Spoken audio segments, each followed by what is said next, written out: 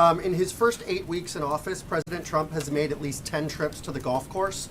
He regularly used to criticize President Obama for spending time on the course. How is his golf game any different? Well, I think two things. One is you saw him utilize this as an opportunity with Prime Minister Abe to help foster deeper relationships in Southeast Asia, and have a growing relationship that's going to help U.S. interests. How you use the game of golf is something that he's talked about. Secondly, we went to he had a mini cabinet meeting the other day 2 weekends ago down at his club in Virginia. And I remember so many people jumping to the conclusion that he's going down and playing golf. Just because you go somewhere doesn't necessarily mean that you did it. So on a couple occasions, he's actually conducted meetings there. He's actually had phone calls.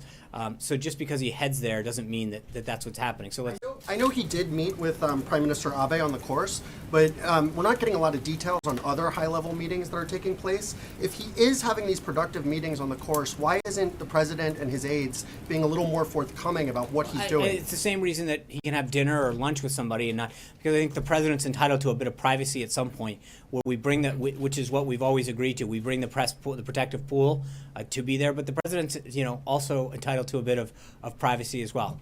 Trey.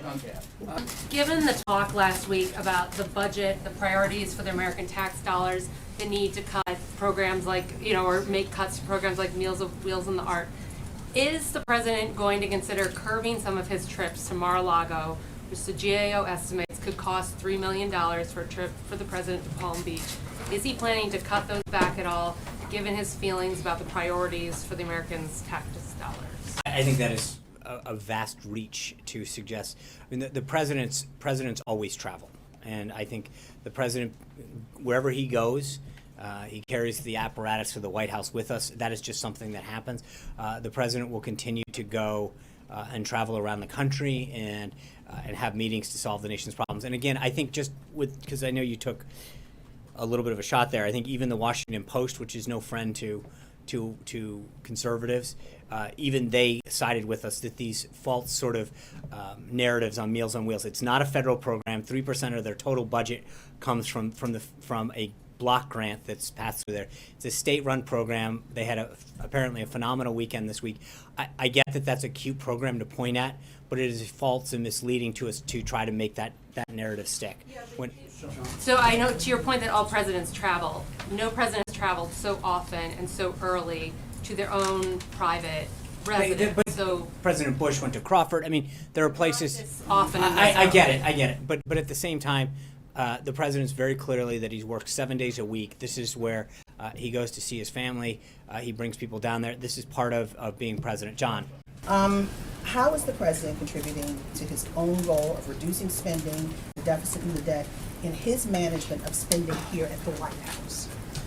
Well, there's a lot. I mean, we've used the White House, when it looks at a total percentage of the budget, is minuscule. I think that to ask that question somewhat ironic after seeing Director Mulvaney sit up here the other day and talk about the savings and the cost-cutting measures that we've seen across the entire budget. He sat up here and got grilled on that. And answered effectively how the president is looking at efficiencies and duplicity in all programs throughout government. So it's not just a question of here at the White House, but he's looking at it holistically throughout all of government. But then you look at some of the activities the president's personally engaged at in terms of the F-35, the next generation of the of Air Force One, personally getting in looking at ways in which we can create a more effective and efficient procurement process. That's one area where I think you're going to see the president personally engage on more and more, is looking at all the stuff that the government buys and how we're doing it, our bidding process in so many ways, especially in the Department of Defense.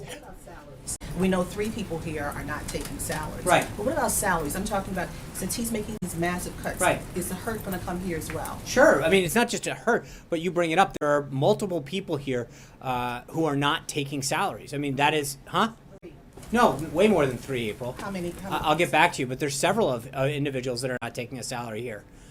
So when you talk about commitment to helping to come serve this government, serve the president, and actually help institute a vision, there's a lot of people who've sacrificed tremendously in terms of saying, I'll give up. I've done very well for myself. This country's benefited me. This is an opportunity for me to give back. That there are people well through this organization who have done that. John.